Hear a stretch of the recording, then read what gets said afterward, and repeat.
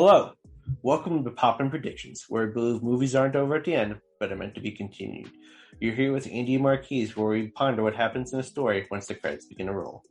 On today's episode, we will be reviewing the A24 film, First Reformed. This film follows a minister of a small congregation in upstate New York who finds himself grappling with mounting despair brought on by tragedy, worldly concerns, and a tormented past. This movie is rated R for some disturbing, violent images. And as always, spoilers ahead. So, Marquise, take me to church and tell me what this movie's about. Oh yeah, that's a good one.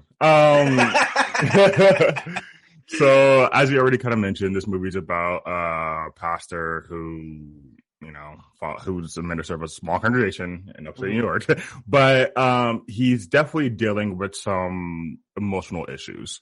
The first scene we see with him is like him writing in a journal and just drinking. Yeah. And so we get off bat that this pastor is dealing with some really deep mental health issues.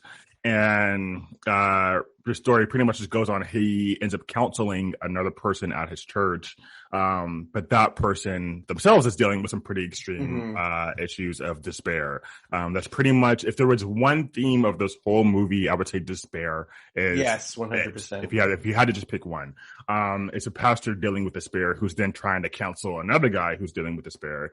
But this guy sees no hope for the world, no future for it, basically. He's a environmental activist. Yes. And he just sees how much water levels are rising, temperature of the earth is going up, and just all the different things going on in the world. And his whole thing is he can't bear the idea of having a child, and his wife is currently pregnant, and so he's like, I can't bear the idea of having a child knowing what this world is about to be. I can't do that to my child. And Reverend Toller, the main character, who's the pastor of the small church, he himself has lost a child. He sent his son off to the military when he was younger, and his son ended up dying in Iraq 6 months later. And so he knows what it's like to lose a child. So he's trying to counsel this man, and this man ends up actually killing himself. Their second, I think, counseling session they're supposed to have, he just finds his dead body. And well, it's shortly after they find a suicide vest. Yeah, shortly after they find it. They originally actually find a suicide vest that the man had, and the man was planning, we don't know what he was planning, but from what we could tell, he was going to make some try to make a big statement and maybe blowing up some type of oil industry or something of that nature. But what's weird is that, so as soon as this man dies, Reverend Toller starts kind of taking up this cause.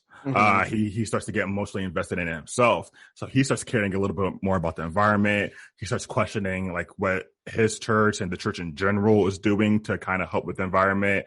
But he also noticed that the church there's a bigger church that supports his church, because his church is really, really small. There's a bigger church that owns it, and it's called Abundant Life Church. And in the very beginning of the movie, it's already criticized by a congregant for being more like a business than a church. Yes. And that big church, Abundant Life, is actually also in cahoots with an oil business in the same town. They work together. The oil business financially supports the church, and the church, really doesn't do anything or say anything against it, basically. And so Reverend Toller, noticing this, is constantly starting to take a stand against the church and the oil industry, little by little by little, until the end where, he gets a little more extreme, but we'll get into that in a minute. Yeah, but exactly. I would say that's the general overview of this movie. It's this pastor who's in extreme isolation. He lives by himself in this church that's kind of off the road, in the middle of nowhere, and he's just really just kind of battling isolation and despair the entire time. And there's people all in this movie who are trying to help him and try to make him better, but this despair just kind of persists and continues, and he can't find himself escaping it, and it kind of drives him to extremism. Yeah, exactly. It kind of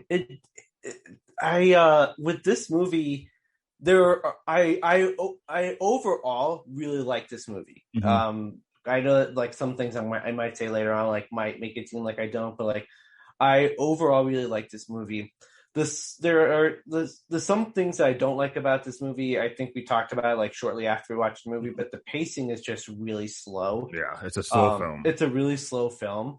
And also I think that he gets to a very extreme point pretty quick. And I don't know if it's because of the fact that he himself is sick and he's already like on the verge of dying or what, but he goes from like being a pastor and doing his thing, and then all of a sudden becoming like an environmental extremist really quick. And so that's kind of like my biggest concern with the movie. But I overall, like, it was a really good movie, greatly done. Ethan Hawke, the guy, he plays Reverend. This is one of the best roles I've seen in Ethan Hawke. Yes, dude. he's done. I thought he killed it. Yeah, he did really good. I think I forgot the name of the actress that played Mary, but Amanda Seyfried. Yes, Seyfried. Yeah, something like that. But she did a really good job as well. Cedric the Entertainer, he did really good as that one character. Reverend Joel. Yeah, Reverend Joel. He did a really good job. So, like, I think the pacing of the movie is probably the worst part of the movie, but the plot is really good. The acting was really good. It was really good outside of the pacing of the movie. I'm curious because when we watched this movie, you compared it to a religious version of Joker.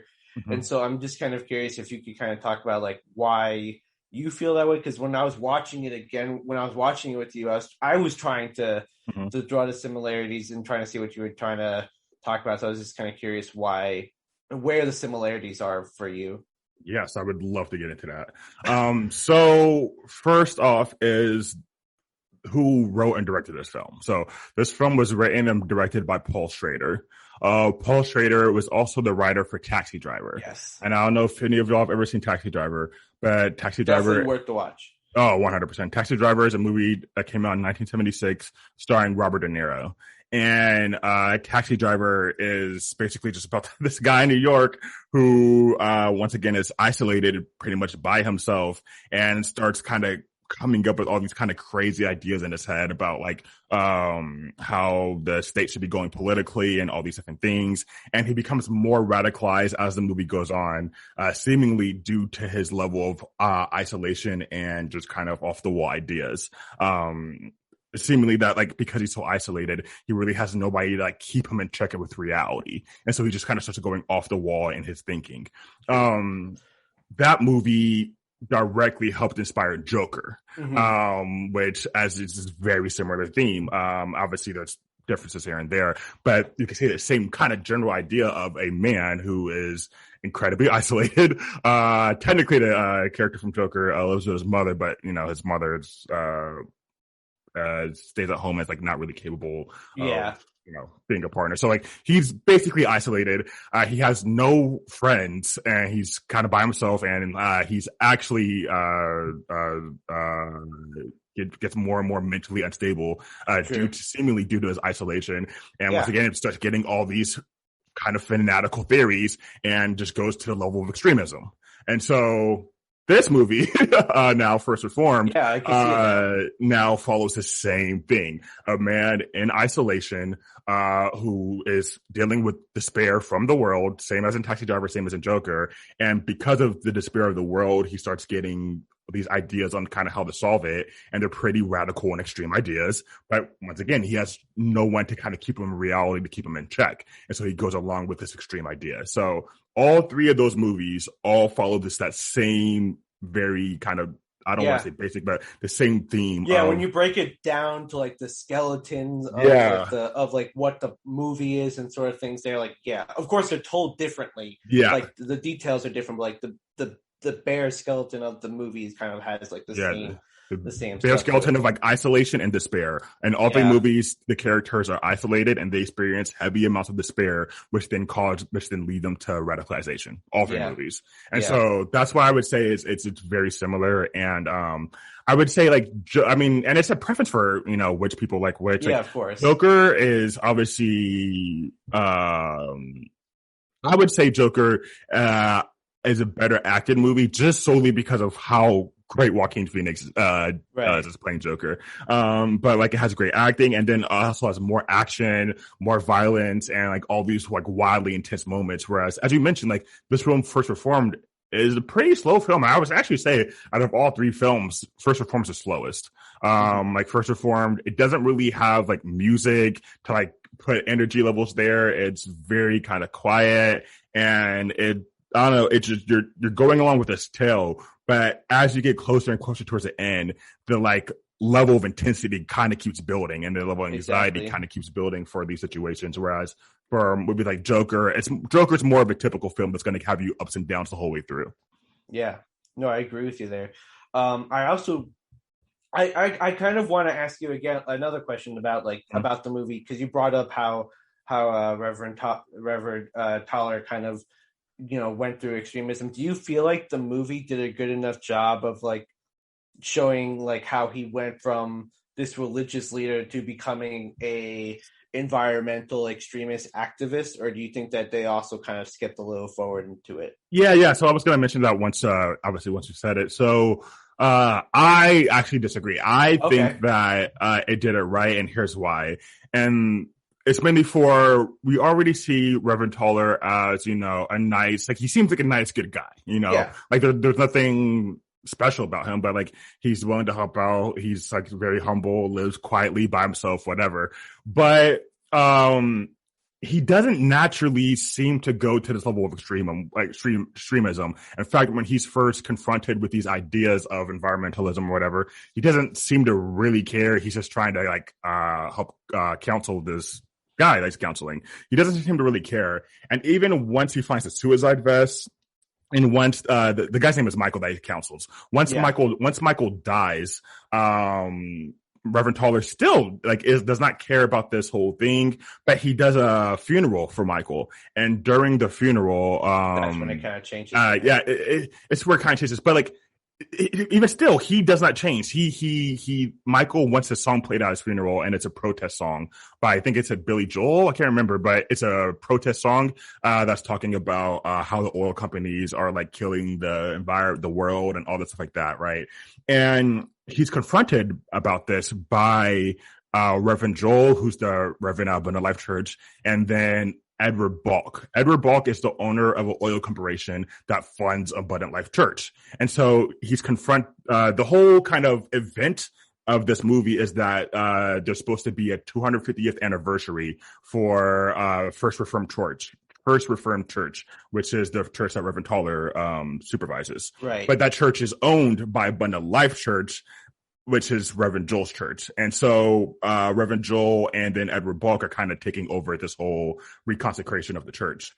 And so to me, this is the first instance where we actually see any bit of Reverend Toller caring about the environment. It's where he actually gets confronted by Edward Balk, who says, hey, like, why was your church supporting a political movement? And Reverend Toller's like, it wasn't, I was just having a funeral for the guy. He wanted the song to be played. And then Edward Balk's like, yeah, but you have to understand, like, the church was mentioned. It seems like a protest song, blah, blah, blah, blah. And that's the first time we see Reverend Toller actually taking a stand for it. He's like, yeah, but I mean, like, you gotta admit, like, what are we doing with God's creation? Like, we're kind of treating it like crap, So like he doesn't even go to it naturally. He's instigated by it from an outside source. And then from that moment on, it seems that he's constantly a little bit more, like this idea starts to ruminate with him of the earth being sacred, and we're treating it like crap. And once again, this is literally how all three of these films go, is the character gets an idea in isolation, and then they just start to radicalize it. It's this idea more, like the more they think about it. And we see throughout the movie, even though it's pretty slow, we see steps of him like, all right, he doesn't care about it at all. He cares about it a little bit. And then he's getting more and more disgusted with the way that the corporations are influencing the church. He feels like the church isn't standing for anything anymore. And then his own personal health is getting worse.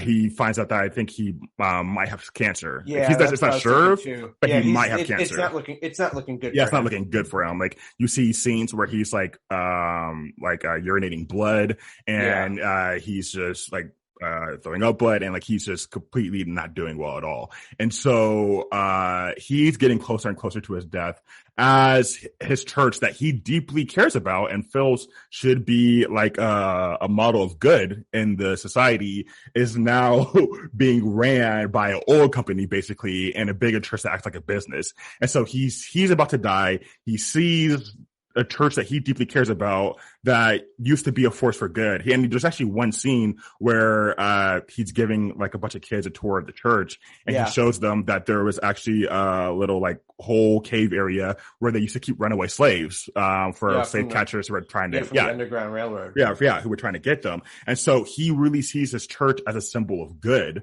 And then now here's this oil company that kind of now is running his church, and and the celebration of the church, they're actually going to now go and like give this man Edward Balk like a whole, pedestal, and it's just like he's seeing everything he loves kind of turn to something he hates, and he feels like they're taking the justness out of church. And so for him, I think the fact that he has a limited amount of time left in his life, mixed with the level of isolation and despair he already has from having lost a child, from having a man who he canceled commit suicide, like he's just overloaded with despair. He's about to die. And now maybe he feels like this is his, maybe he feels this is his one path of redemption. Maybe his last stand. I kind of feel that's how I look at it. Yeah, I could see that. I think if they didn't throw in the fact that he had like limited time left on Earth in terms of because of his disease, I think that it probably would be a little bit too quick of a dive into extremism. I agree. I think that if that wasn't there, I'd be like, and then once we talk about the ending, like it'll make a lot more sense. But like, I think that like, because I think you could easily just be like, I'm going to leave the church and like maybe I'll go to the news and like blow it open, or I'll find another church or something like that. But I think because he has limited time on Earth, he's like, I want to try to do this. And I think something else that I think a really powerful scene for me was when they're talking about forgiveness, and when he changes the sign that the roadside sign, he changes it to "Will God forgive us?" He asked that question a few times in a movie. Yes, yeah. So I think maybe that if he does, maybe in his mind, he's like, if I do what I'm about to do at the end of the movie, like that, maybe God can forgive us for what the church was doing, and that's not actually in the church's contribution to environmental destruction. Yeah, no, I fully see his last event as like a last stand, of like, I have to do what's right. I have to do what's right. I have to do what's just, and he constantly feels like the church that he loves and cares about is no longer doing that, and so he just has to do something. But yeah, so overall, so you're a huge fan of Joker, right? You love that movie. Yeah. Overall, like for fans of Joker, because I know a lot of people love that movie, do you think that this movie would be like a good kind of recommendation to those people who like that? Or do you feel that there is a big enough difference even beside the skeletal kind of similarities? That's a good question. I'm assuming a lot of people haven't seen this movie. That's all. That's one reason I'm saying fair. that. Yeah, First Reformed. I'll say this. I think First Reformed is definitely worth the watch. I think that if you haven't seen either one of the movies, definitely watch them both. I think that Joker has more audience appeal, so like it's part of the DC universe, which already has a bunch of fandom and a bunch of lore to it, and of course, like it's like a specific. It's like an origin, quote unquote, story. If you haven't listened to our Joker podcast, go ahead and go check it out. But like, it's like a somewhat origin story if you can trust what the movie's telling you. So like, it's got that going for it. Whereas First Reform, it's almost like a standalone movie. Mm-hmm.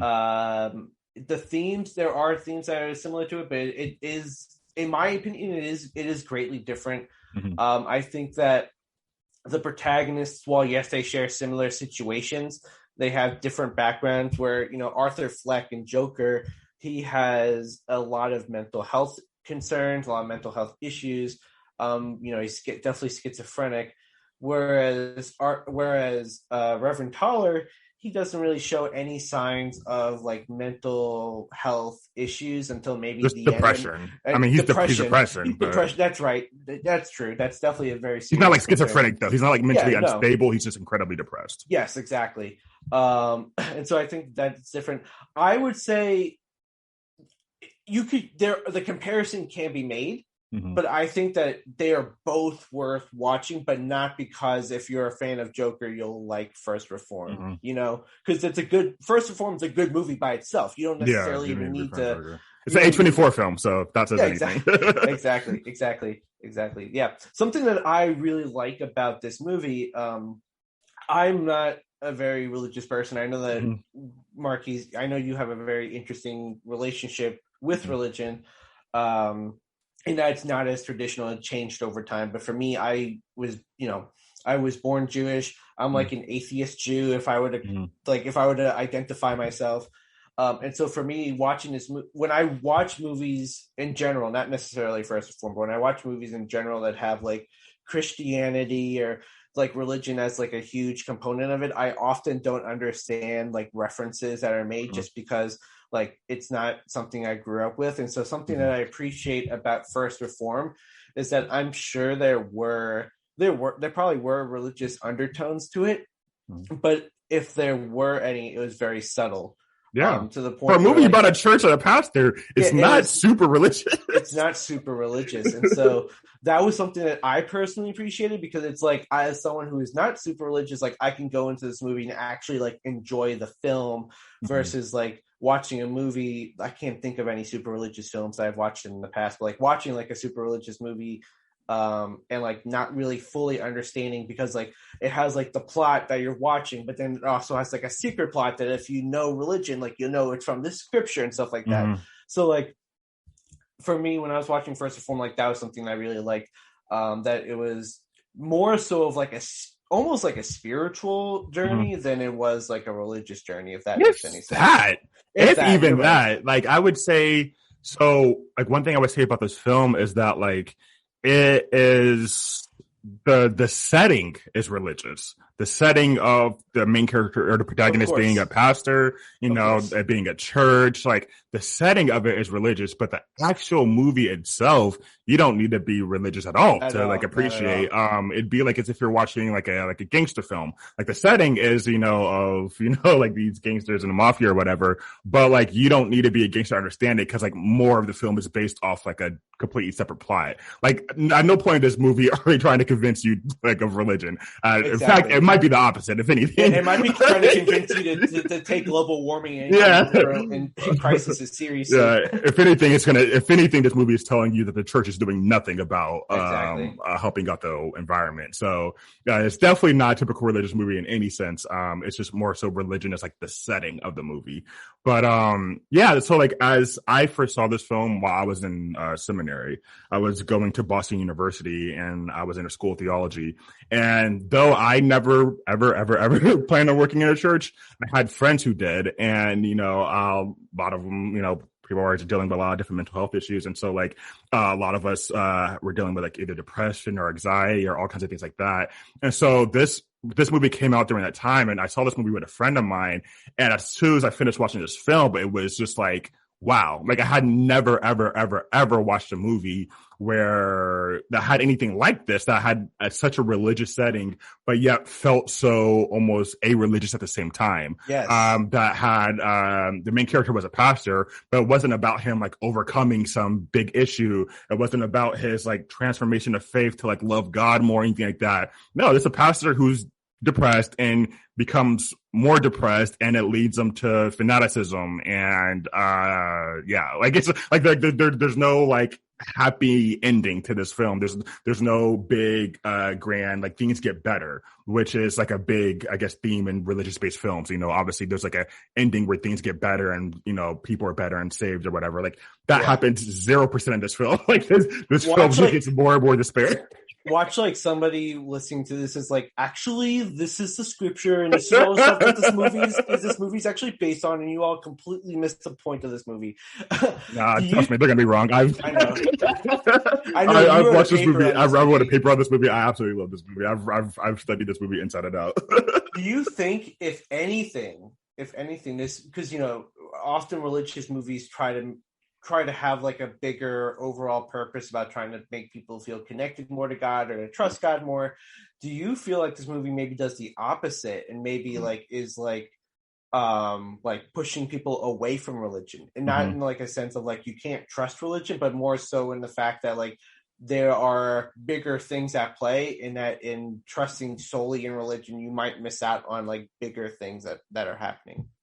Yes, I would say, kind of close to what you're saying. I would just kind of say in the sense of, I don't feel like this movie is trying to lead people to or from religion. Yes. I feel like more so this movie is basically saying, in a bigger sense, like there are big issues here, and however form that you seem to find yourself, religious, not religious whatsoever, like you can't just kind of go along with whatever the quote unquote plan is or whatever, like at no point does, like, Reverend Toller, he's a believer, he believes in God, all that stuff like that, but he recognizes he can't just sit and like in his faith and be like, okay, everything's okay. Like, it's obviously not. Like, the world is getting absolutely worse, we're treating the environment like crap, and we're, just letting this happen. And he's like, no, we have to actively stop this. And so for him, and I mean, one point I wanted to mention already was the fact that, like, at no point in this movie, like, does God play a role in any aspect. No. Like, this must be the only religious, once again, quote unquote, religious film I've seen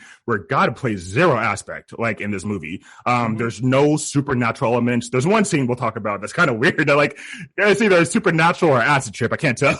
But, right? Yeah, but, like, other than that, like, there's no supernatural aspect to this movie. It could be a completely, like, once again, like, a religious film in the sense that it's just about a man who finds the cause that he cares about and realizes something has to be done about it. And so, whether this man was his justification for what he does is the idea that, God created this earth, so we should take care of it, because we're the stewards of this earth.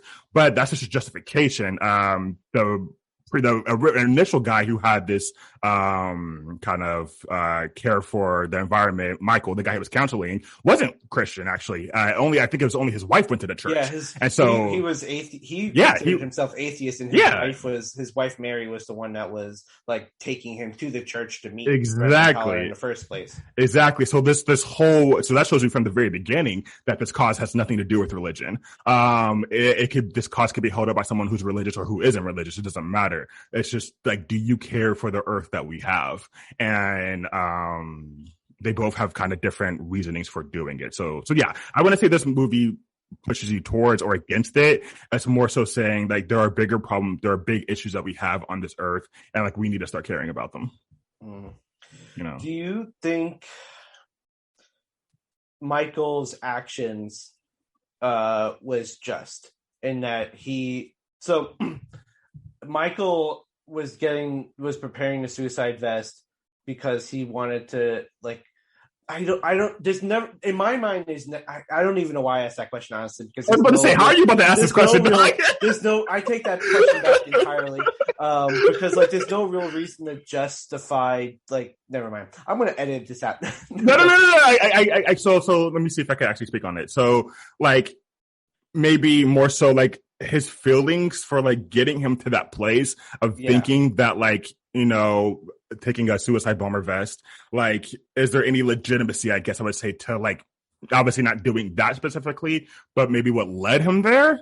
And, like, if that was the question, I would kind of say, like, I mean, obviously, like, I get it. Like, during the first, It's a really great scene where pretty early on in the movie where Reverend Toller and Michael are having the very first counseling session, and they're just talking about all the things going on in the world. And, Michael is just super, super in despair. And he's just talking about, at one point he's like, do you believe in martyrdom? And Reverend Toller is like, huh? And he's like, yeah. He's like, do you believe in martyrdom? Like this idea that there were saints, who, and people who went and like died for their cause. And he was saying there are environmental activists around the world, all over the world, who are being killed for their beliefs right now, and he like, even I think has like a picture of some of them on like a wall and like their names and stuff like that. Yeah. And so, it's like friends. It's like friends that were with him. Yeah. His friends who were with him who like someone who died. And so this whole thing is just that like, you never stop fighting for what you believe in, no matter if it's going to cost you your life. And so for him, it was like, I have to save the earth. Like, I have to help in saving this earth. We can't just keep letting these companies get away with it. And if that means that, I have to sacrifice myself, then so be it, And, what do you think his original plans were going to be with the vest? Yeah, I mean, so that's the thing that they don't actually give us too much. Yeah, they don't tell us what all they show is the fact that he's making a vest. They don't tell us like where he was planning on detonating it or any of that. All they show us that like he is pretty radical and that he was making that vest. And so it's Reverend Toller who like originally takes the vest solely just to keep it away from Michael. But then later on, as he's kind of ruminating about these ideas by himself, once again in isolation, he's sitting here and he starts Googling like suicide vest explosions and all this kind of stuff like that. And he starts he recognizes that there's oil companies all around him and all these things like that. And so this is where he first starts getting this idea that, okay, something needs to be done and I might have to carry on this mantle. Yeah. Thank you that's kind of what I was going for. So yeah. I got you. I first when he asked the question, I'm like, I don't know how he wants me to answer this question. No. That's what I was going for. I appreciate that. I appreciate you. I got you. I got you. I kind of want to learn a little bit more because you brought it up a little bit about that scene. Because like the scene where it kind of seems like sort of supernatural. Just like yes. alone, like that, it doesn't fit the movie. It's a weird scene. So I'm just kind of curious, like, what did you think of that one particular scene? Yeah, so audience, I will describe to you what happens. So Michael, the man that Reverend Toller was counseling, has a wife named Mary. Mary is pregnant. Mary's the one who originally goes to Reverend Toller and says, hey, my husband is going through some things and he needs to talk to somebody and I recommend that he talk to you, right? And so after Michael has already, passed away, Reverend Toller is, I think he's by himself in his apartment, and I think he's back at home. He's back at home, and Mary comes to him, and I can't remember if she's like freaking out or having a panic attack. I can't remember exactly what's going on, but somehow she finds herself in his apartment, and she just kind of needs him to help calm her down. And she mentions that she used to do this thing with her, now deceased husband, Michael, where she would lay on the ground, or he would lay on the ground fully, and then she would lay on top of him, but fully clothed. Like, it's nothing sexual. They would just try to be literally as connected to each other as possible. And she just kind of mentioned that I put them in like their own little space. And so he was like, do you want me to try this with you? And at first she says no, but then she's like, well, actually, yeah. So you see her, or you see him lay down just on his back, and then she lays down on top of him facing him. And, they're just obviously face to face, super close to each other, but they're touching and they're just kind of sitting, they're just kind of breathing. But what we see as the audience is the complete background begins to fade, and all you see is their two bodies as the all background fades. And then what you start to see is the only way I can describe it. So trippy. The only way I can describe it is like it looks like they're floating above the earth at this point, and they're kind of like as they're floating above the earth, it's like they're moving across the globe, right? And have you ever been on like the Soarin' ride at Epcot? I don't even know what that means, but Epcot. Okay, obviously not. Epcot is in Disney's. Is at Disney World. Epcot is one of the parks, and it's one of the rides is Soarin', where they like put you on like this like I don't know, they put you on this like the like little like roller coaster ride thing holder thing. They take you up and then they just have like an IMAX screen in front of you. Mm-hmm. And it literally just does that where it like shows you different landscapes and like takes you all over the world and shows you fireworks and it's like you're soaring through all of those Yeah, like this from what that sounds like, yeah, this sounds like a very similar thing. When I was watching that scene, I was like, oh, okay, so we're going on like a little sport ride here. As to watching people just go through it's almost like it's like a backdrop. Like if they were, I'm talking about how they filmed the scene. They're probably like laying like on top of like a green screen and they just like show you different like landscapes and stuff like that. But it was a really interesting scene. And like you're seeing multiple landscapes that are just normal, like birds chirping, sand, cities, beaches, whatever. I think it's just land. Like it's just normal land. I don't think you see cities. I don't it's think just like bird and it's just like land. It's like beautiful mountains and all that. But then all of a sudden you start seeing it gets darker. You start seeing like cities and you start seeing a bunch of like smoke in the air and you start seeing oil being spilled and you start seeing these like big machines and oil and like fracking things and all this stuff like that. And so this is once again another a point in the movie where you see of like this is just what's on his mind. This is just what's ruminating his mind of like images, like when he's supposed to be in this almost meditative state. It starts with these beautiful images, but then he starts seeing how bad the earth is getting, like how incredibly bad and how sick the earth is getting. And so this kind of shows you that he can't stop thinking about how bad the earth is getting. Which once again, same with Joker, same with Taxi Driver, is they get an idea in their head and then this idea just keeps building and keeps building and keeps building. So I don't think, personally, I do not think anything supernatural happened in this scene. I think that we're just kind of seeing what's on Reverend Toller's mind as he's in this meditative state. Yeah, I agree. Personally. I don't think it's with how the movie was going, like, I think if there were like different things that work, maybe you could make the argument. But I think that like this one, with how this movie goes, like I think that it's like everything that's like inside his brain and like what when he feels connected to Mary, like this is what his connections like has him seeing. And so we get to maybe see what is inside his mind and what he's thinking about. Mm-hmm. So maybe he's thinking about Earth's beauty at the beginning when he's going through and you're seeing like the really nice landscape.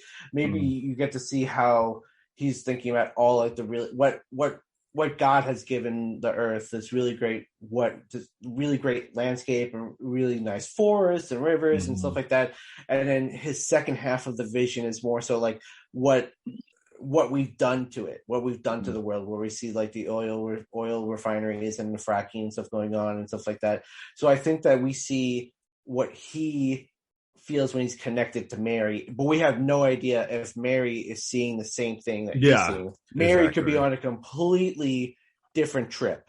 Yeah. And I think that's something that's intentionally done by Paul, the director. I think he does that on purpose. So this way we don't really know for sure how truly connected he is to Mary. Because it's obvious as the movie goes on that he has feelings for her. Yeah. It's, it doesn't, it's not like he's out trying to like steal her away from Michael or anything, but like he definitely develops feelings for her as the movie goes on. Mm-hmm. And so I think it's good that we don't necessarily see what Mary's seeing when they're connected, because Mary could be having a completely different trip, for lack of better words, and we don't know that. And so it leaves us as the audience thinking that maybe they are kind of soulmates, maybe they're on the same page, but there's always that idea that maybe they aren't on the same team and maybe they like aren't exactly seeing eye to eye for certain things, and we won't know for sure. Let's get into the before we get to our prediction, we got to get into this final scene because we've kind of been like obviously it's like tiptoeing around it this whole time. This thing. So you can probably get an idea of what's going on, but it's how they shoot this and what happens is so incredibly amazing in my opinion. I absolutely loved it. So I'll just start off and give like a quick description of like how we end up to like this last scene in this movie. And so as I mentioned, the whole kind of event that's surrounding this film is the church, First Reformed Church, is going to have its 250th anniversary reconsecration. So they're going to have Reverend Toller there, obviously, and the elders of the church. But then they're also going to have Pastor Joel and then some of the elders of that bigger Church Abundant Life. But then they're also going to have Edward Bulk, who's the CEO of this oil corporation, and a bunch of other big name oil CEOs and whatnot too. And so you have all these incredibly powerful people coming over to this really small church for its like 250th anniversary. And there's a scene where Reverend Toller is like, wait, why are we introducing Edward Bulk? Like, he has nothing to do with the church. But then Reverend Joel's like, yeah, but he's funds it. He funds everything. So like, we're going to introduce him and, thank him and all this stuff like that. And so Reverend Toller starts getting this idea of like, there's going to be all these really powerful people in this really small building, this upcoming Sunday at my church. And like, it's not going to be any of his congregants or anything like that. Like, all normal people are going to be, actually, I think it's at Abundant Life Church, viewing it on a telecast, they said. But because the hall is so small, they're going to have only the important people there, like the big high up names and whatnot. And so Reverend Toller gets this idea of like, I mean, if I really want to do something, if I really want to do something for the cause now, and I'm about to die, now's the time. And so you see a scene where like, and I mean, this is for me, was like a very intense scene because like I said, there's not a lot of sound in this movie, there's a lot of music, but there's just a kind of haunting, like, whirring stuff going on. And Reverend Toller tries the suicide vest for the first time. He puts it on and starts buttoning up, and like, he puts his feet together almost like a soldier. It's weird. Yeah. And so he puts it like a soldier, like almost like a soldier and like, God's army or something like that, mm-hmm. Like he has a mission that he needs to accomplish. And the closer they get to this day, the more his, radicalized. And then finally the day comes where the ceremony is about to happen. All the people are going into the church. And he specifically tells Mary, the wife of the guy who was counseling, he specifically tells her, do not show up. Like, do not come. Please do not come. He knows exactly what he's going to do. Yeah. He's like, please don't come to this. And she's like, I want to be there. Like, you've been there for me. Please let me come to this congregation. And he's like, absolutely not. Please do not come whatsoever. And she agrees. So you think she's not going to be there? Yeah, she initially agrees, and so he gets ready. He puts on his vest. He puts on like C4, and then he puts on his big like priestly cloak over it. Yes. And so it's just like this daunting thing of there's literally a pastor with a suicide bomb vest strapped to him, and then he has this preacher outfit on top of it, so you just can't see it.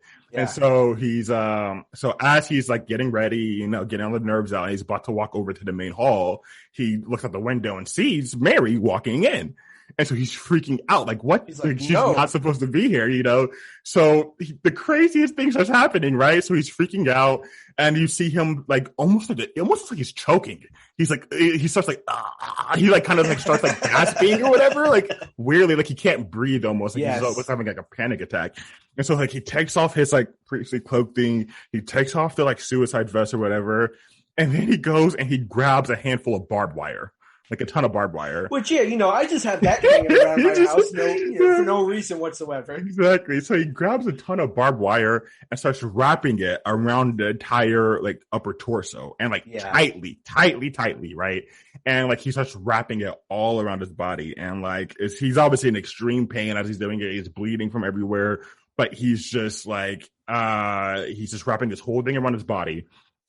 And then, as this is happening, the camera kind of keeps switching back to like what's happening in the main hall, and they're sitting there, and like everyone is waiting because like he's late. So they're like, "Where is he at? What is going on?" Yeah, and so Reverend Joel is like trying to asking people like, "Where is he at?" They don't know. So Reverend Joel leaves the main hall and goes to where should be, Reverend Toller's apartment, and starts knocking on. And like he's trying to open the door, but the door won't open. And he's knocking on the door, and like he's like, he can't get in. So he ends up going back to the main hall. And so we see after this, Reverend Toller's camera switches back. Reverend Toller's putting all the barbed wire on him, and then he puts his cloakly hood or whatever like back on him, and now there's like blood soaking. It's like all white too, you know. So like you see blood stains in it now, and all this stuff like that. And then he this whole movie he's drinking, right, from the very beginning of the movie to the end. He's like always drinking, and he has a drinking problem. And so at this point, he takes whatever alcohol's in his cup and he throws it out. And then he takes a thing of Drano and just starts putting it in the cup. We just plug in Drano over here. I don't know the brand. I'm just like some type of like get our sponsorship deal. Cleaner. All right, let's get this Drano sponsorship deal. We'll be happy about this. Somebody committing suicide with other products. Need a way to go? Big Drano. Yeah, Jesus. Anyway, he takes this Drano and he puts it in his cup and like fills the cup with it. And then you see him about to sip it. And as he's about to sip it, he looks to his right and there's Mary in his living room, just standing there staring at him. And so he looks back at her and he drops the cup. And then he just runs over to her and gives her a huge hug. And she gives him a hug, and it's like a huge embrace.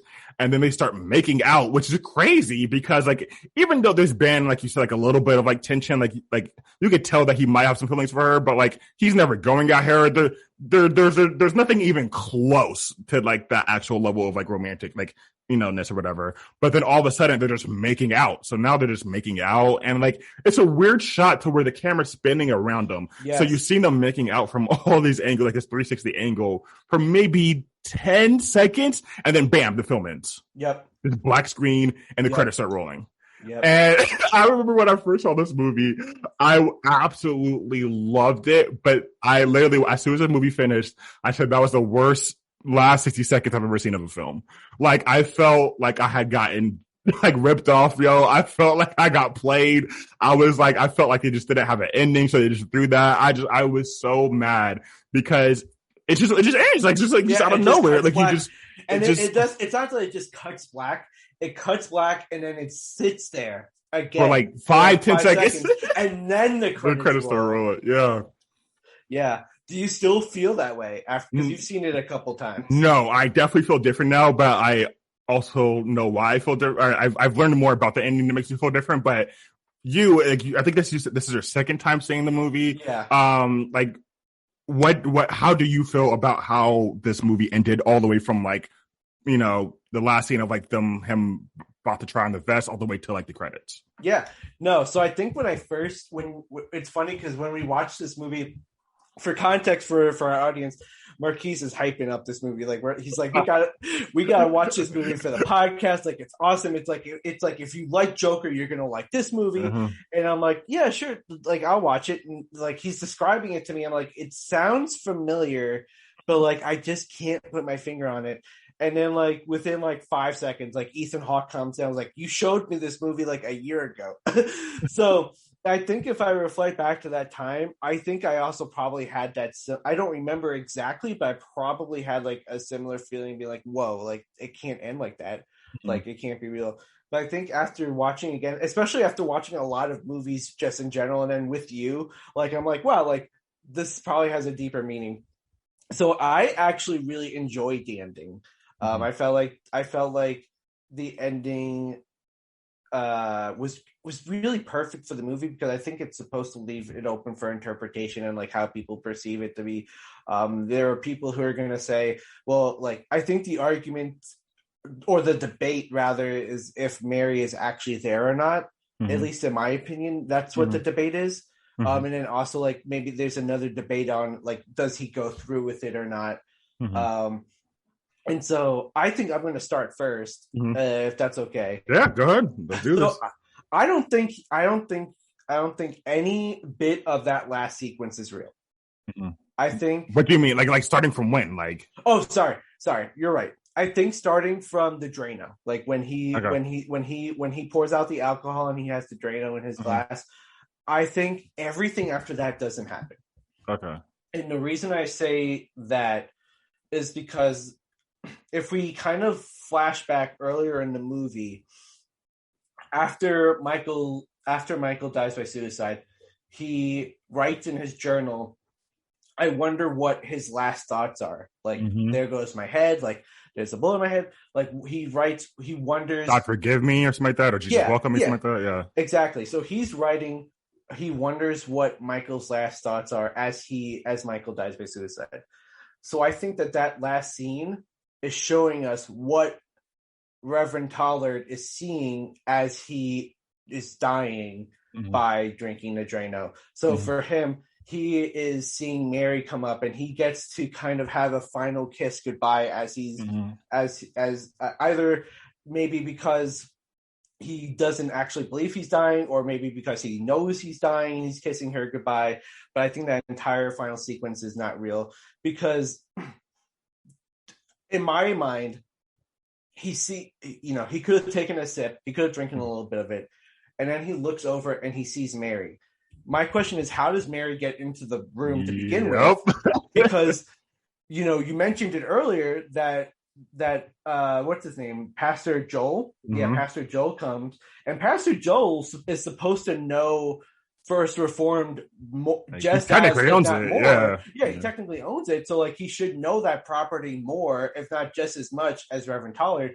So he would know a way to get inside that apartment, but he isn't able to get in. He couldn't get in. Yep. So, to me, there's no way that she was able to get in. Unless he magically told her off camera, "Hey, I left a spare key underneath the rug. Use it to get in." There's no way that she's gonna be able to get in. And so I don't think she's there. I think what we're seeing is his final moments on Earth and what he sees as he's dying. And also, as they're kissing, he's wearing barbed wire. And so, first of all, she let's say hypothetically, Mary doesn't see that he's drinking Drano. Let's say that, which is fair. They were kind of far apart. He runs up to her, and you could see the blood through his gown. So how are you not reacting to seeing blood on somebody that you care about? And then also, you are embracing somebody who is a tight hug, a really, really strong hug. Tight hug. Yeah. You are getting, you are feeling. She would be impelled, basically. I don't know if she would necessarily be impelled. Well, she might be. She would, poked. With how hard she's squeezing, she'd be poked very strongly. Yes. She'd be bleeding. But she would, as she's rubbing him, she would feel the barbed wire as they're, doing all that stuff.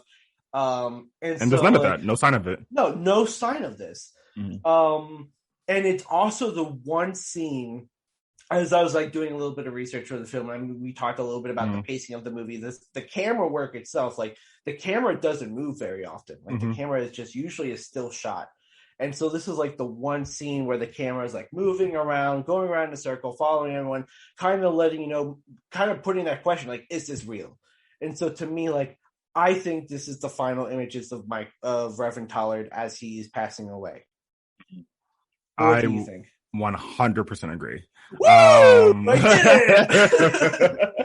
Yeah, I think that the scene where they show Reverend Joel trying to open the door is very, very, very purposeful, just to show that there's no way to get up there. And then all of a sudden you see Reverend Tollard about to drink this Drano, and then all of a sudden the only good, as far as we could tell, she is the only good thing for him in this movie. Every other part of his life is despair. He was of course, we talked about this, but he was divorced because his child died. Yeah. And then he's living in isolation. So there's all that stuff going along. Yeah. So there's nothing positive really is happening in his life except her. He just seems to really enjoy being around her to some degree. And so it makes sense that, as I mentioned before, what's the last thing you see before you die? I wonder, he's I wonder if you see this, this, or this. And then I think one of the things he says, he's I wonder if you see just pure happiness or, something like that. And this is happiness for him. He's about to drink this Drano, but drops it, sees her, and gives her a huge hug. And there's so many things to tell us it's not real. The fact that you still see the blood spots, but she's but she's really rubbing his back, but there's no friction. She's rubbing his back as if there's no barbed wire there. And so it almost seems like there's no barbed wire. How did she get inside? They're making out, which there's no even if there's a hint in the movie that he will have some feelings for her, there's really no hint that she has feelings for him. She just kind of he's a pastor that's comforting her, and so if anything, he might have some, but her none. And so as soon as they go and embrace, she makes out with him just as like eagerly as he does with her. And so nothing about that scene makes sense if it's actually reality. But that scene makes 100% sense if he really did actually drink the Drano and then died of suicide, you know? And so that looks like it seems like that's what's actually the case, is that what we saw in the last 60 seconds is just what he saw before he died. But in actuality, the likelihood, especially with like when how the screen goes black for like 5 or 10 seconds, and that then the credits, exactly, the credits begin to roll, and when the credits begin to roll, like the really dark theme music that's in this movie starts playing again. Because like where he's kissing her, the music is really like lively, which you don't see throughout this movie. So while he's kissing her and hugging her, the music's really lively, and then it just goes black for about 5 seconds, and then the credits start to roll with this super, super dark, heavily themed music. And so it seems like he really did commit suicide. Yeah, which is just super, super intense. And like almost kind of similar. It parallels Michael's in a way. Because let's look at how Michael's sequence went. You know, he was going to commit to the vest some way. I believe he was going to commit to the vest. And like that's like how he was going to take his life, by making a bigger purpose. And then he had some sort of intervention in terms of Reverend Toller coming in and having that conversation, and then his wife Mary finding the vest and taking the vest away from him. And so that intervention of Mary taking the vest led him to pick a different route of taking his life. Kind of similar to, we're looking at Reverend Toller. I fully believe he was also going to fully commit to the vest until he saw Mary. And he's like, I can't do that to Mary. So that's some sort of divine intervention in terms of Mary coming in, like being the person that's changing how it's going to happen. And so he then has to go to his backup plan of saying, okay, instead of blowing up the church, I'm going to do this barbed wire deal. And so I think that there are some clear similarities between how these two characters end up taking their lives. But I mean, now that I'm thinking about it, also, I never really thought of this before, but like, now I'm thinking about the question is like, really, like, why? Why did he feel the need? Like, once he realizes Mary's in the church, you think the logical decision would just be, okay, take off the vest and just go through with the ceremony as normal. Because like he didn't really have a part. His whole part was just introducing Pastor Reverend Joel, and then they would take it from there, basically. And so then my initial thought would be, why does he freak out? Why doesn't he just take the vest off and then devise some other plan later to try to do this? I know, obviously, like, with all the head leaders being in one spot, like this is like the perfect time for his plan. But at no point do you see him, like, even though he's going through despair, at no point do you see him try to do this act because he's like suicidal. Like, he's trying to do this act in order to stop these environmental issues, and if him dying happens to be part of it, he's fine with it, but it doesn't seem like he's rushing to it just to commit suicide by any means. And so it's kind of weird that once there becomes a wrench in the plan, his immediate thoughts, all right, screw it, whatever, and then starts putting barbed wire to cause himself as much pain as possible, and then drinks Drano to kill himself. And so it's just kind of weird to me that because there's a foil on the plan, all of a sudden he's like, all right, well, whatever, screw it, time to go. Like, it's kind of, I don't know, it's just first time I'm thinking about it, but it's just kind of like a weird way to go, unless it truly was his despair in the first place that even made him seem like the suicide vest was an okay idea. Because you can argue that with Michael too. Like, Michael, he was going to do the suicide vest, but once he couldn't go out that way, he then just took his own life. And so it seems like, but both of these guys, they were heavily in despair and didn't like life and were willing to go out with a cause. But then once that cause was removed, they were still just going to go out anyways. You know, I think for Reverend Toller, I don't think this fully explains it, but I think for Reverend Toller, he, like, the church, like the first Reformed church was his entire life. Like even Pastor Joel was like saying like he's spending too much time in the gift shop because like Yeah. that's his like how he views the church. And like Yeah. so the conversations leading up to the 250th anniversary thing, like they're talking about how they're going to take the church away from him because like he is like Oh, that's sick and right. like he's not really Yeah, that's like right. doing a That's really good right. job. Like no one really goes to his congregation anyway. It's more so Mm. just a gift shop and a tourist attraction, and so they're thinking about taking it away from him anyway. And so, we talked about how this guy's already living in isolation. He lost his son. He got a divorce.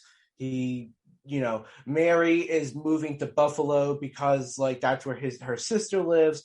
So like he really has nothing. And Mm. so I think the plan was if he was going to go out, he was going to go out trying to get salvation for a good cause.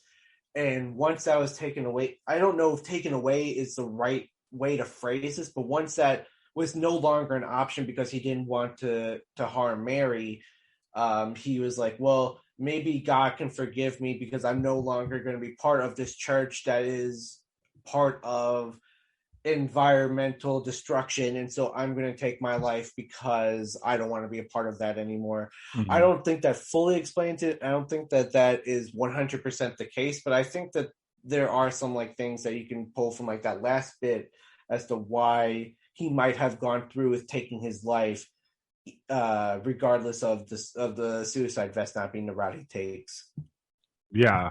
Um, yeah, no, I agree with you. I think that either way, it was going to happen with them just because it really just seemed like the mounting despair of the world and his personal life was just too heavy. Because we didn't mention her, but there's this woman named Esther Yes. who is part of Abundant Life Church, and she doesn't really play a big role in the film, but from her interactions with Reverend Toller, you could tell that they had some sort of relationship in the past, Part some of me sort thinks of. I'm not 100% sure, but part of me thinks that that might be his ex-wife, but I'm not Well, 100% sure. I don't think it is because when he's counseling Michael, he says that his ex-wife divorced him and left him because he was the one that sent the Right. son off. And so, Okay. but the conversation between him and Esther's the one that wants the relationship. Like she wants to be close to him. She's Right. picking up on him. She's calling the hospital, and like it starts with her just asking how he's doing from the Yeah, first you're right. conversation. You're right. She's probably not then. You're right. Yeah, she's asking how he's doing, and he's like, like it's fine, I'm doing fine or whatever. And like she's pressing a little bit more, but he's like, oh, it's fine. And then like she wants to have a conversation with him during lunch, and like you could tell he doesn't want to, but he's like, okay, whatever, I'll do it. So he starts with like this woman like really wants to like interact with him, engage with him, but he's just like, like I'll like okay, I'll talk with you a little bit, but I'm really not trying to like talk with you. So by the end of the movie, the last time she like because he's right after he figures out his diagnosis basically of like that he might have cancer and that he needs to get like an endoscopy or whatever, and she finds that out and he's like, how does he know that? And she's like, well, I called the hospital. And then like he turns around and he is vicious. He was just like he's completely vicious. He was like, you are a stumbling block to me. He was like, I do not like you. He was like, you are a reminder of everything bad about my life. You were nothing but despair to me. like he goes Oh no, off he goes on her. all off. He Yeah. goes all off, and he is just super frustrated. And so like once again, this only other possible good thing in his life, he starts to push away because once again, like it reminds him of nothing. Like even these things, moments of happiness, remind him of nothing but like the pain that he's currently in. And so, yeah, I mean, the mountain despair throughout this whole movie really does seem like no matter what, like he was gonna end up going out, just because kind of like Michael, because whether it's for a cause or not, it was just like he couldn't kind of no longer deal with the mounting pressures of the world of just how horribly ugly he saw the world. And Yeah. once again, going back to Taxi Driver and even Joker, with all these three films, all three of them show that even though these male characters are, very radical in what they're doing, it's all stemming from societal issue. In all three movies, there's major societal issues going on that are triggering these fanatical responses. For this movie's environmentalism.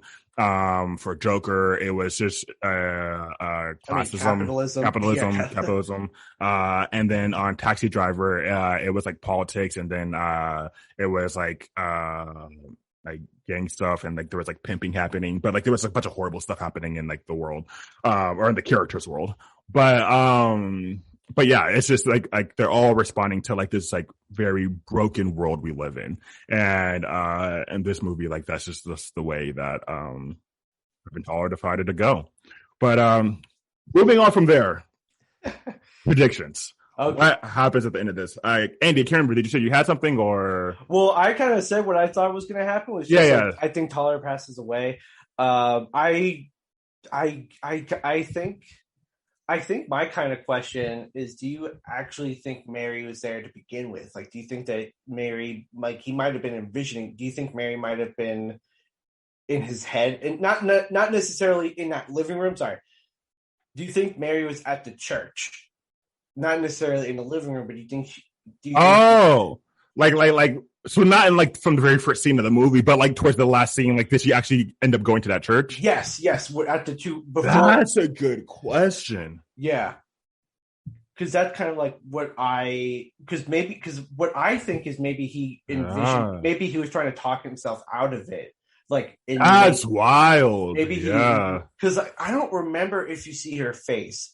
I know you see her clothes. I know you see this woman take like the pamphlet, but I don't remember if you see her face. I think you do. So as soon as she walks into church, she takes off her hood, and you see her face, and she interacts with the like deacon or whoever's at the flyer guy who's like handing out the flyers at the front door. She looks like asking him a question. I think she asked him, "Where's Reverend Toller?" And he's like, "I don't know, but like take your seat or whatever, you know." Right. So we see it's her, and we see her interacting with the individual completely away from Reverend Toller. So naturally, definitely, the movie seems to suggest she's actually there, or at least in the church. But I do like that theme, though. I do like the idea that like maybe she never was actually there in the first place, and this is his way of talking himself out of doing an act that, you know, by all standards, including ours, would be, you know, immeasurably worse, you know, of like killing maybe 20 to 50 people in that building, 30 50 people easily, you know.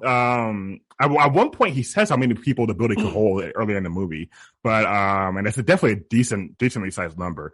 And so this might be his way of like leaving the extremist act that he was gonna do, because that would actually make more sense than why he goes to suicide, because that would make a ton more sense if that like he was kind of already planning on going out, and he just decides to, you know what, I'm talking myself out of blowing up this building, but I'm still gonna go out either way. Yeah, because the church itself has some pretty strong historical like importance. I mean, it's been around for 250 years, obviously. Yeah. So it's been around for a really long time. So like I think he's always loved the First Reformed Church. He's learned to not like the abundant church life thing, the hierarchy or organization. Yeah. And so I think like the whole time when I'm watching that scene of him putting on the vest, I'm like, is he really gonna blow up this church? Like that he loves? Like it would be totally wild. So I know this is probably, I'll start with my weakest theory that like Mary wasn't actually there, and that he talked to, like he like maybe saw someone that resembled her, and like he just made it seem like it was her, and so he talked himself out of it. And so they find the vest, and I don't, if that's the case, I mean, no matter what the case is, I don't think anything changes. Like he didn't really write any journals about what the church is doing. He's not really writing anything. He's not really talking to anyone about what the Abundant Life Church is doing. And so I know this is kind of depressing, but you know, if he does in fact if we are taking, I mean, we're both in agreement here that the whole final scene with him embracing Mary, like we're in agreement that like that didn't, in our perspective, didn't actually happen.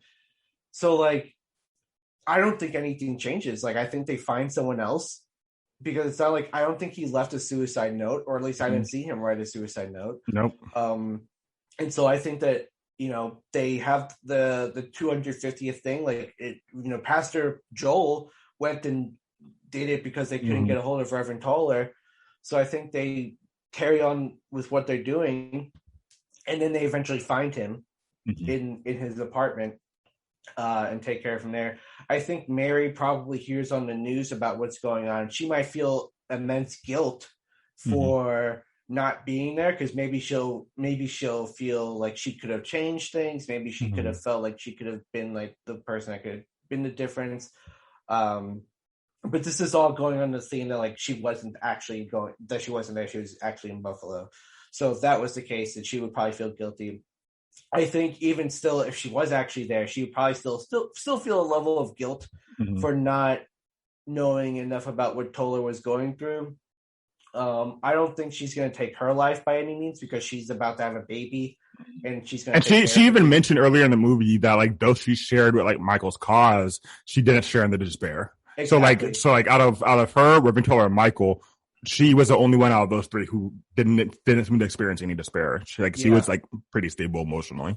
Yeah, I think if anything, because like with the thing with Mary is that I think she left. She's had a support system in a sense. Like she had Michael as like her main support system, and then when Michael took his life, she's like, okay, I'm going to have this baby, and I'm going to take this baby up to my sister. So she always has a support system. So I think maybe she raises the child in a way that is open to despair, because that's like the biggest theme of the movie, is that despair is inevitable. So I think she raises the child in a way that's open to despair, but also acknowledging that that's a guarantee in life, that you are going to feel this feeling, but like there are ways that you can overcome that despair and kind of like still find joy in life. And maybe she gets him involved with the environmental causes, but not to the extreme levels that Michael and Reverend Toller felt. But what do you think? So I kind of agree with you in the sense that like if you're gonna go with what the movie kind of shows us, like there's really nowhere to go from it. Like he dies at the end, though. like he dies, he kills himself, and like there's just nowhere really to go from Reverend Toller's version. Like it's just over. But I'm gonna change the ending solely so I can have a prediction. Okay. So for me, I'm gonna pretend that what we saw was real. Okay. At the very end. So he sees Mary outside his window. Somehow she finds a way in. Either she she would have no reason to like break in, but like let's say there was a back door that we didn't see Reverend Toller try. Let's just say, right? Maybe she found a way through the underground railroad tunnel thing. Tunnel thing. Maybe we're making this up, but maybe we're making either way. Somehow she finds a way in, right? Yeah. And he's about to commit suicide, but then he sees her, and even though we think that he still has the barbed wire on him, technically, I do not think we see him putting on the shirt after having put on the barbed wire. I think we see him put on the barbed wire, and then I think we see a scene later where him buttoning up his his priestly gear, and there's blood through it. So it could just be the blood wounds without the actual barbed wire there. So like theoretically, right, we could go with that, right? So let's say he's about to drink this Drano, drops a cup, gives her a big hug, and obviously she cares about him, even though we didn't see any necessary sexual feelings. She definitely has a lot of emotion towards. She definitely cares about him. At least a friendship. So. Yeah, like it's very at least a decently strong friendship. And so but who knows? Maybe there might have been hidden feelings that end up making out, blah blah whatever. But I think what happened at the end of this is that like she tells him she cares about him, and that he tells her back, I care about you, I love you, whatever. And then she's like, we could do this, whatever. And so I think she leads him down, and I think he goes and he actually gives the introduction for this church and everything like that, And I think him and Mary actually end up developing their own little relationship. And I think that Reverend Toller, hopefully now having somebody in his life that he could talk to and like express these feelings and feel safe around, and someone to help support him as a support system, I think Reverend Toller finally starts to like kind of come out of that despair a little bit more by more, and then eventually I think could find a healthy way, because like she even said herself, once again, she cares about the cause, but she's just not as despair or like as radical about it. Like if anything, she's the healthy version of how things should be handled. Like it's almost what the movie shows us is that like this is how like religion and activism can come together. She you don't have to go to some extremism. And actually, I forgot there's another scene early within the movie where Reverend Toller's talking to Reverend Joel about this kid who started snapping on him when he answered the question. And Reverend Joel's like, yeah, kids these days, they don't want to, have any conversations. They just, fall prey to extremism and then end up going, So like, this movie's definitely letting you know that like what Reverend Toller doing is not recommended and that it's very much extremism.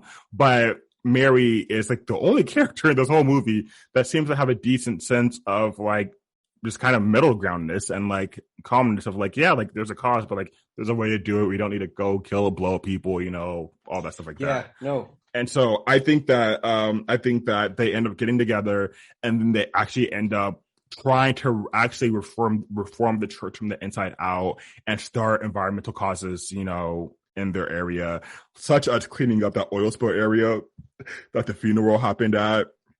And just all these things. Like, do you think she motivates him to fight his cancer? Because that was like a really big thing. It almost seemed like he was giving up, and he was doing that because like even when he found out that he was having cancer, he didn't slow his drinking. I think he actually increased it. He kept going. He drank more, if anything.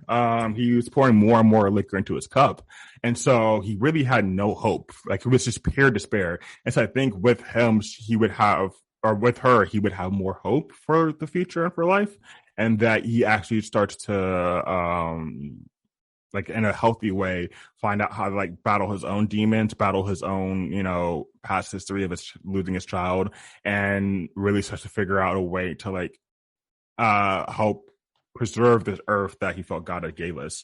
And yeah, so like, I typically don't like happy endings, but with how dark this ending is, you're giving this one a happy ending. With how dark this one was, I felt like I have to give it a happy one for the predictions. It did have the Disney Soarin' ride in here, so of course Disney movies have to have a happy ending. Yeah, Speaking of which, we like to give ratings on all the movies we have. So if this is your first episode, welcome to church, or welcome to our podcast.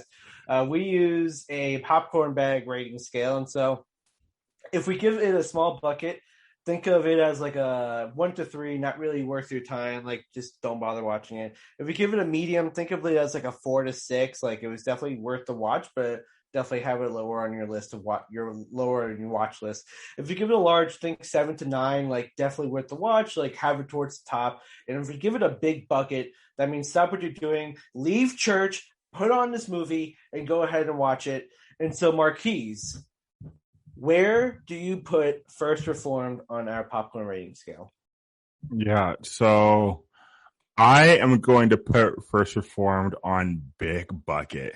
I do understand it probably more regularly deserves a large, I would say, but I give it a big bucket just because of like how personal it was for me and the sense of like the religious aspect and like just like well, myself one included, but me and like a lot of my friends, just while we were in seminary, were learning all these things about God and the church and like wanting to go and help people, but while also seeing once again the state of the world. It was during Trump's presidency. We obviously still have climate change going on. Yeah. Like there's all these different things about the world. So like seeing a movie tackle a clergy worker like who's going through the despair of the world and is constantly trying to fight it and like doesn't even fight it successfully, but like it's just was really true to like the amount of pressure and the amount of emotion in a field like that. I thought was amazing. I had never seen a film like it and I just loved everywhere I went with the film. So like I'm giving it a big bucket, but that's also because like just for me, like some of the unique aspects of it worked perfectly, whereas some of those unique aspects for a lot of people would be like, all right, that's cool. So for me personally, I will give it a big bucket, but I will say though, like it's probably more regularly in a large bucket range, but I definitely think this is a big bucket. Andy, what about you? Yeah, you hit me. You give me one. I'm gonna give this the largest of large buckets you can give. Hey. I don't think it's right at big bucket for me. I Mm-hmm. totally understand for you giving a big Mm-hmm. bucket. And like when you give it a big bucket, I was like, yeah, that makes sense. For me, it has everything that I love in a big bucket. But the pacing of the movie for It's me slow. is why I just cannot commit to a big bucket. It, Sure. it's not bad enough to the point where it's unwatchable, because if it was, I wouldn't give it a large. But it is bad enough for me to say I can't commit to giving it a big bucket. Like Mm-hmm. it's just a little too slow. But other than that, like it has like there's a lot to it. The Mm-hmm. acting is great. The story is great. I love that the movie it's not necessarily a cliffhanger, but it doesn't give you all the answers you need. Mm-hmm. And so I loved what the movie does and all that good stuff. So I'm giving this the largest of large buckets, right below a big A bucket. large but a lot of butter. Large with a lot of butter. Apparently, this film. I'm looking at the accolades on Wikipedia.